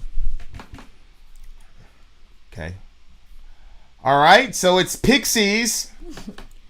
The name of the song is Gouge Away. Gouge Away. This should be a very, very interesting scenario to listen to for sure. So apparently this is a spin-off the Samson and Delilah story. Why would you say that? Don't because they ruin wanted it it for announced. the audience. Who wanted? Oh, they wanted it announced. That's what they said. The Anarchy 99 people. Did they?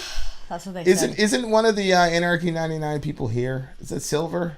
We're doing a fire stream, guys. That means that So it was asked to be passed we're out. doing the whole thingamajiggy. All right, so we got the lyrics right there. Bada bing, bada boom. Gouge Away is the name of the song. And let's go. Where's my headphones? I need my headphones on. I need my headphones. Gouge Away, ladies and gents. Pixies, Gouge Away. The time has arrived. Gouge away. You can gouge away. Stay all day if you want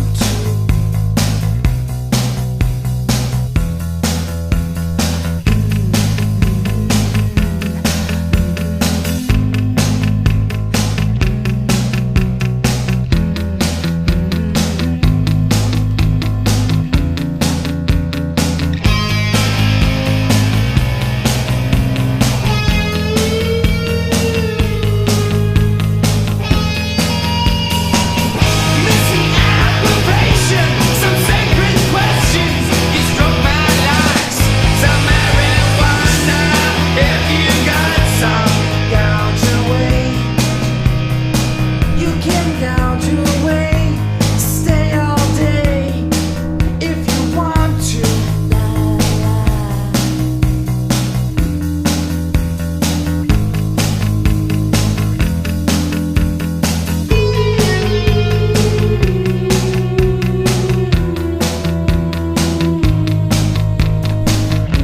That bass line is hard, bro.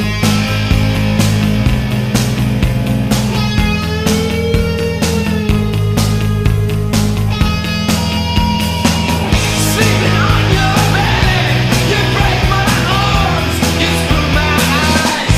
Been robbing a bank job with holy fingers. Gouge away, you can gouge away. Stay all day if you want to.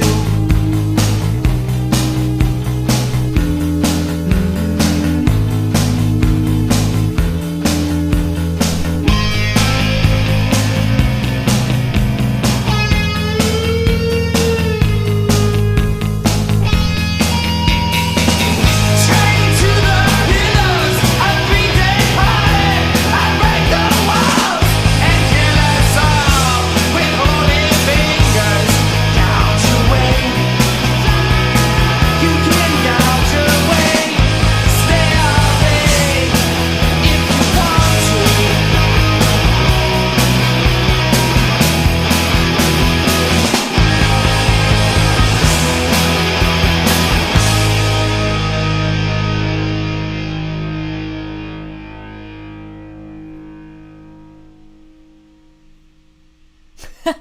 It's done. Is that what it says? No, that's what I'm saying. I actually what an odd song. This might be I want to see what people say about this. This might be a new feature of the channel. Okay, so here is what one of the homies said. One of the homies who actually wrote the song. This is what he actually said about the song. So I'm just gonna try this out, see how it works. We might not do it. What are you thinking? Do you not want to do it? No, I don't know what you're doing, so I mean, okay. How can I have an opinion? So here is one of the guys in the band. This is what he says about the song. It's a story about Samson and Delilah. You're the first person that's actually realized, probably because the song doesn't actually mention Samson or Delilah. It's a sort of a sex story. Delilah shows up as a secret spy of the Philistines and has an affair with Samson. I don't know what he was getting out of it, but enough sex and drugs and relaxation to give up his secrets. Maybe he loved her, I don't know, but they gouged out his eyes in the end. He's a pro. You know what? It's weird. I never thought that there could possibly be drugs involved in that story. Really? Well, because Samson couldn't even drink wine, right? Wasn't that the Nazirite vow? He wasn't supposed to. But he did. He did. That's why the hair, people think that, his hair was the strength. No, the strength was in the vow. Yeah, but he had already broken the vow. He already broken the vow, and he already touched a dead body, which made him unclean. So the last thing he had that kept him as a Nazirite was his hair. Because they would vow not to cut their hair. Oh, so he did them all. He broke all of them. Right. So he already touched a dead body, which violated the vow. He already drank wine, which violated the second part of his vow. And the third part of the vow was that he would have long hair. So his long hair was the last thing that he had that maintained the special covenant he had with God. Done. So that's why he had all that strength from his hair. It wasn't some magical thing. It was, okay, you're in covenant with God, you're keeping covenant, so God is going to give you the power to overcome the enemies of your people. Mm-hmm. And, the end of the story, I mean, yeah, she did. They gouged his eyes out. That's a fact. I don't know how you can live with yourself. After gouging somebody's eyes out? Well, or being the person that betrays that. Like I would have a real hard time. Okay, it depends. If it's a bad person, you know what I mean? But not bad in the sense of they're just not on the same side as you. But let's say it was like a rapist, you know what I mean? Like a serial rapist or something like that. Then I wouldn't feel bad betraying the person. But if it was just they're the enemy because they're just protecting their lands and we're protecting ours, I would not feel good about betraying somebody like that, getting them to love you and using your mind to be tell me if you really love me, blah blah blah, and then he finally how could he have been so stupid? You know what I mean? Women have been doing that for millennia, though. I'm not talking about all women. I'm talking about myself. I don't know how you can do that. Betray somebody, get someone to love you just so you can betray them. Well, everything is so simple, either or with you. I don't think that was her everything primary. Everything is so complex with you. I don't think that was her primary motivation. I don't think you can make the case that was. So her she primary fell in love motivation. with him, and then. And they saw an opportunity to exploit his weakness. She went along with it, though. What was she gonna do? She was a Philistine. What was she gonna do? Say no. Okay, then what happens? Then they kill her? They're at war. Well, then she could have told him. They're at war with this dude. Oh, she was a prostitute, though. She wasn't really his girl, right? Well, she was kind of his girl. But Samson did not demonstrate a lot of loyalty to women. I mean, he was constantly frequenting these brothels. Yeah. So what's she supposed to do? Is put her life in Samson's hands and trust in his, faithfulness to her? The guy had already demonstrated that he wasn't. Samson, it happened 3 times. Whatever it was that he said was the problem, then she went and did it, and then he was like, "Oh, the Philistines are upon you," and then he gets up and breaks the stuff and blah blah blah. Couldn't he have seen where this was going? Or maybe he never saw the Philistines and he just was maybe he never saw them. Maybe he just thought she was testing him, but that there was actually no Philistines there. I just think when you're a guy that's got that kind of power, I mean, he took on whole detachments of armies by himself. You just don't really think anything's going to happen to you. You don't think that you're gonna. Yeah, it's the same thing in the military. Like, you don't think anything's gonna. You're young. You're 18, 19 years old. Oh my gosh. You don't think anything's gonna happen to you. They both went out, and now this is out completely. Yeah, I see. We're still online though. But my point is, you don't think anything's gonna happen to you when you're in that situation. You don't think you're gonna lose. So I understand why Samson, did what he did, because you don't think you're gonna lose. But I don't. I've always I never understood why everybody went after Delilah. I'm like, what the hell was she supposed to do? She's supposed to say, "Fuck you, military general of my people who knows exactly where I live. I'm gonna put my entire life in the hands of a guy who cavorts with a bunch of women, and I'm gonna trust that he really loves me." Huh? What was she supposed to do? I've always thought that Delilah's gotten a bad rap in the Bible. But then again, you always say that I always make excuses for bad people. Nobody's bad. Who's bad? Oh, the devil's bad? That's it? Just the devil? I thought everybody else is just Ed Gain too? I mean, there's excuses and reasons for everybody, and everybody's okay? It's not an excuse to say, you know what, this extenuating factor might have contributed to so-and-so's behavior. I don't think that that's making an excuse for people. I just think it's understanding why people do things. I think that's a difference. I'm just trying to understand why a person does what they do. I'm not trying to necessarily condemn them per se. Because I think if a person does something condemnable, it's obvious to the world that what they're doing is condemnable. It's not obvious to you. What do you mean? What do you mean? She it's just not betrayed obvious him, and then you had this. What I'm saying is, what was she supposed to do? Her life is in danger. These are people. These are killers. These are stone cold killers. So what is a woman in the ancient world supposed to do? She's supposed to say, man, fuck you guys. Just tell me rational. Tell me what you would instruct your daughter to do. You'd say, Selah, let those Philistines kill you for a guy who's probably not even really committed to you. No, I wouldn't. I'm thinking through all the things. I'm like, well, she could have told him, take me and my family to your lands. Then I'm like, no, they're not safe over there because they were Philistines. And they'd be surrounded by his people. And then it could go south. That's not a good plan. You can't tell him to say, the whole thing is just not a good plan. Yeah, it wasn't good for women in the ancient world. So I've yeah. The way people come down on this girl is bananas to me. I'm like, okay, what was she supposed to do? But this just shows you the patriarchal understanding of religion. Because I think if the people who are interpreting the Bible were mostly female, then we'd have a completely different understanding of Jezebel. We'd have a completely different understanding of particularly Delilah. You could be right. And it's very similar with the David and Bathsheba situation. I had never considered this, but the guy said, David raped Bathsheba.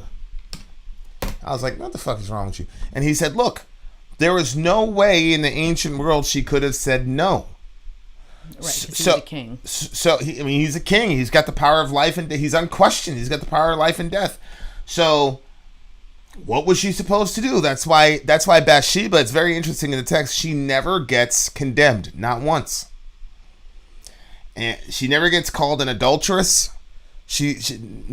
God never says anything even relatively close to anything judgmental or negative about her. Kills her baby though. Oh, he kills David's baby.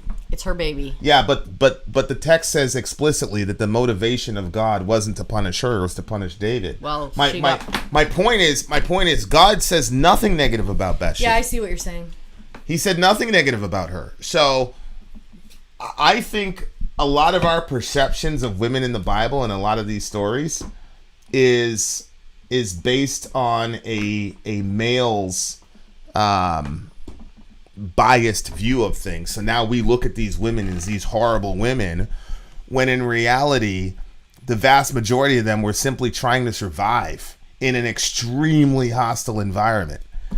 You could be right. So, well, I mean, to this moment, you still haven't answered what she was supposed to do. Mm-hmm. What was Delilah supposed to do? Well, I wasn't thinking about her own people killing her if she didn't go along with it. I don't think that there's anything she could have done. That's what I'm saying. It's the ancient world, you know? Yeah. So Delilah looks to me, I think the message of the Bible around the Delilah situation is, and especially if you look at it in the context of Please the point. just stop touching everything. If you look at it in the context of the point of the book of Judges, that Delilah, I think probably what's happening is this is sucking up too much juice. I think the message of Delilah is this is what happens when men have unfettered rule without having to report to God. Women are always going to get put in these horrible situations. Now, it'd be one thing if the text says that Delilah stalked him out and she found him and blah, blah, blah, then okay, fine, right? Like, and I'm not naive. I know that there are evil women on the planet for sure. I believe that. I did a whole thing on Margaret Sanger and how horrible of a person I think she was.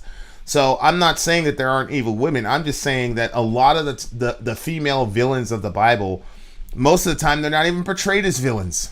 Delilah is not portrayed as a villain. There's no commentary in the text that says, well, Delilah is an evil woman. She's horrible. She's this. She's... It doesn't say that. And there are times when the Bible goes after women. That's just how they told it to us in Sunday school. Well, exactly, by the patriarchal male influence that Oh my I mean, if gosh. you think about it, it's a perfect story, right? Female sexuality. You got a guy who can't control his sexual urges. So Delilah is the ultimate bad guy in the situation, not the guy, not the alcoholic guy who cavorts with prostitutes and kills people. Right. He's not the bad guy. It's not the Philistines who are an oppressive group of horrible, nasty, disgusting. No, they're not the bad guys. The bad guy is the woman who betrayed to. She's the real problem. And that's all we get. Now, all that gets whittled in the story is, oh, be careful, the woman will destroy you. I mean, you hear it so many times in churches, and oh, the woman will destroy you, the woman will destroy you. It's never like, you need to have some self-control. And the way that we teach, and I'm a little bit, passionate about this, because the way that we teach this story promotes rape culture. Because what it does is it holds the woman responsible for the man's inability to control himself. So now she's eternally known as the bad guy in the story. She's the dangerous one to be avoided. Not the powerful men who she was stuck between. No. The real message of Samson and Delilah is that Delilah is an evil woman, and women like that should be avoided by godly men. That's the story. It's not, hey, how about you not break your vows to God? If you take a special vow, don't drink any alcohol. If you take a special vow, don't cavort with women, with 9 different women in a night. Don't do that. That should be the story of Samson. And yes, there are women you can foolishly spend your strength on evil women. The Bible's explicit when it talks to us about the evil woman. Go look at Proverbs. I have no problem with saying there are evil women in the world. The problem is Delilah is not called an evil woman by the narrator. This is crazy. Look at this. So it's this book. Well, there's a book. The top 10 bad women of the Bible. Delilah, who tempted Samson. Salome, who danced for Herod. Queen Jezebel, eaten by dogs. Eve, the source of all our troubles. Eve, yeah. The source of all our troubles, it says. Yeah. Herodias plotted John's death. But this is what I'm talking about. This is a patriarchal bullshit. Eve is not in the Bible called the source of our problems. Right. Adam. The person that's called the source of our problems in the Bible is Adam. It is Adam who is said to plunge the world into the sin. It is Adam who is said to plunge the world into death. Eve is never held responsible for all of our troubles. This is what I'm talking about. God is constantly trying to get men to take accountability and responsibility for their bullshit, and then we get hold of the Bible and completely flip it on its head. So now Delilah is she's just a really horrible, terrible person. And Eve is the source of all of our troubles. Okay. All right. She was a beautiful Philistine woman and a successful, what is this? Courtesan? Yeah, that means she was in the courts. You remember, like, in the Oh. King Henry? Oh. If you were in the courts and all that stuff? The strong man Samson loved her, though what he meant by love is uncertain. He once described making love with his wife as plowing with my heifer. What the heck? Yeah. Or like in the Quran says, your wives are your tilth. You know, so just... Despite an appalling record of violence, Samson was a hero to the Hebrew settlers who were trying to find a place for themselves in a land already occupied by Canaanites and Philistines. Mm-hmm. Wow, that's crazy. I always liked how pretty she was in the depictions in the cartoons. Yeah, and she actually wasn't a prostitute. They always made her look like a prostitute, and she was dressed in red. Wasn't. Samson went to Gaza, and there was a prostitute. He went into her. That's verse 1. But verse 4 says, after this, he loved a woman in the valley of Sorek, whose name was Delilah. So Delilah wasn't even a prostitute. But this is how they do it. And look, they already had a relationship prior to them creating this plot. So she came into the relationship with great intentions, or with basic intentions. They found each other, they fell in love with each other, and then the lords of the Philistines came up to her and said, seduce him with lies and blah blah blah, and we're gonna kill him and blah blah blah. But if they were willing to kill Samson, what do you think they would have done with her? If she would have said, man, fuck you guys, I love this guy. What do you think would have happened to her?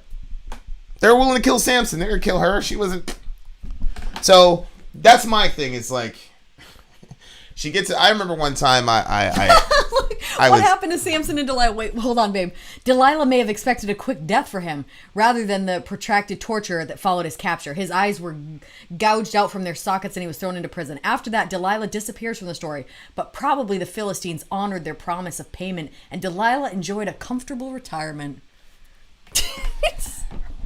Yeah. You're right, babe. I see what you're saying. But, I mean, this is a mess. Yeah, and the other thing was, like, you know, I taught a thing one time. We're talking about Jezebel, and Jezebel, definitely a wicked woman, terrible, horrible, evil person. As a matter of fact, I'm not going to let that prize out of the bag, but this is actually very interesting. We've got a song that's going to end up on this playlist. We'll probably do like a bunch of songs on Bad Girls of the Bible week, maybe. Who knows? Then we could feature. And that's the other thing that's annoying. I could feature my new favorite band. It's women. These are women of the Bible. So not only did you call them bad, even though the Bible doesn't say they're bad, you also called them girls instead of calling them women. Yeah. It's all part of the same system. Yeah. But, anyway, carry on. But so Ahab was crying and he was weeping because he couldn't get this piece of property. There's this other king, and he said, "Hey man, let me buy your land." And the guy goes, "Nah, man, it's been our family for 10 generations. We're good." So Ahab. This is something like cucumber fields. Ahab went to his chambers and started crying, and then it says Jezebel saw that he was downcast, and she says, "Why are you crying and why aren't you eating?" And I stopped right there and I said, "This is good." I said, she knows her husband and she's concerned about him. You guys need to be like her. You would not believe. It was a shocking message. The patriarchalists came after me like, nah, blah, blah, blah, blah, blah, blah, blah, blah, blah, blah, blah. Women, blah, blah, blah. They're going to run over all the men, blah, blah, blah, blah, blah.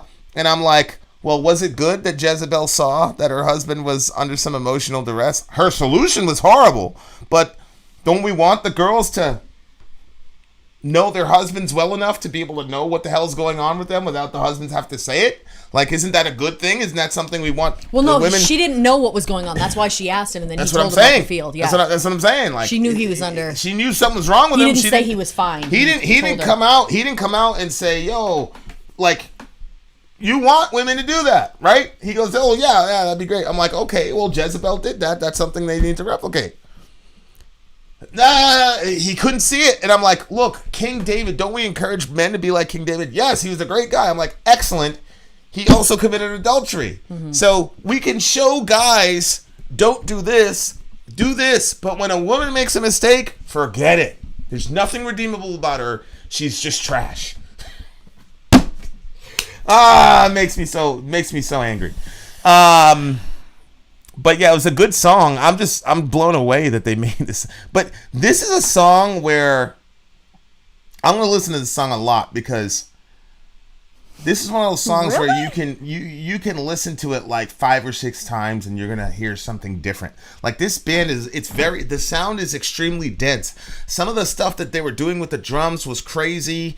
This band influenced Smashing Pumpkins, Nirvana. Oh wow! Like, oh my gosh, pretty much everybody. I think it's probably it. But one of the comments because we did a song from this band before. One of the comments I heard from them was that they are almost single-handedly responsible for the whole entire grunge sound. These guys. Oh wow. Yeah, so they're no joke. Like they're big time. But and some of the things that they did. If you just listen to it at a surface level listening, it's like, oh yeah, it's a decent song. But if you really like keep playing it over and over and over again, like it's one of those songs where the last song that happened to me was with FBG Duck, the Slide song, because that song is actually extremely complex when you really sit and listen to the nuances of it. So I really like what they did sonically here. And I wonder to myself, like, would I have been able to figure it out if I didn't know the backdrop? The Gouge Away would have helped. Sleeping on My Belly. I mean, I don't know. The lyrics were chained to a pillar. Yeah, we would have figured it out. Yeah, chained to a pillar with Gouge, I probably would have figured it out. But this is one of the reasons why 3D party, I break the walls. Yeah. And I kill us all with holy fingers. Yeah, we would have got that. But I think that it was just the lyrics were not. You stroke my locks. Some marijuana if you got. I don't know where they got the marijuana from. Was he drinking? Because that's still a drug, right? I don't know. Maybe they assumed that that's kind of what was happening because he was like, okay, I'll tell you.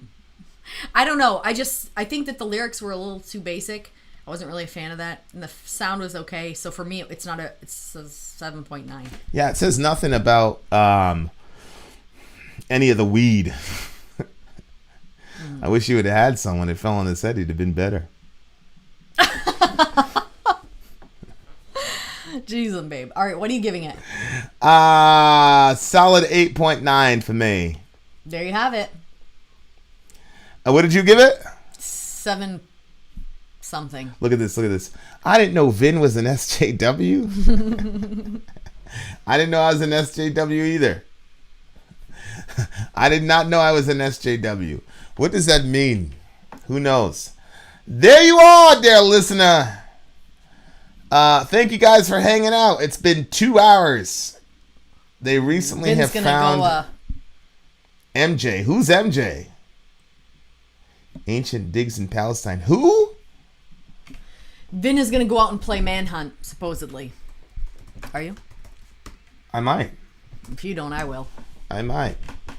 I wish we could both go out and play. It'd be fun. Yeah, it happens. It's happened. All right, you beautiful people. Oh, I can. Because someone got grounded. Oh, that's right. I told him, I said, God help you if I go out to play Manhunt. I forgot about that. Yeah. So we will be playing Manhunt, and my oldest will be watching his brothers sleep. Watching them sleep. There you are, dear listener. The moral of the story is don't cut your hair. And dudes, have some self-control and stop blaming women for your issues, huh? Man up. Vin out. Sorry out. Gone. Wait a second. What? They found some wacky weed. They found wacky weed in archaeological ancient digs in Palestine. I don't feel like that's so crazy though. That makes sense to me. People were speculating that they were using it as part of their religious rituals, which makes a lot of sense to me. I'm sure. Rastafari. Yeah, because imagine if the only way that you could get weed or whatever was if you were in worship, like people would get mad religious, you know? I believe I have to go to that. Or not. Maybe they didn't look at it as a party substance. Maybe they took it really seriously, like those guys take. Yeah, but the way that you feel, you know what I mean? Like it probably was like an experience, and they were like, "Whoa, there's a lot of stress here. I'm going to the temple." Well, plus the term for witchcraft in the New Testament most of the time is pharmakia. Yep. So do with that what you will. Vin out. Sorry out. Manhunt shall start. Yep. But Dorian in. Babe! Because he's grounded. Dorian in, you're bad. That's because he's grounded. Good day, dear listener. Good day.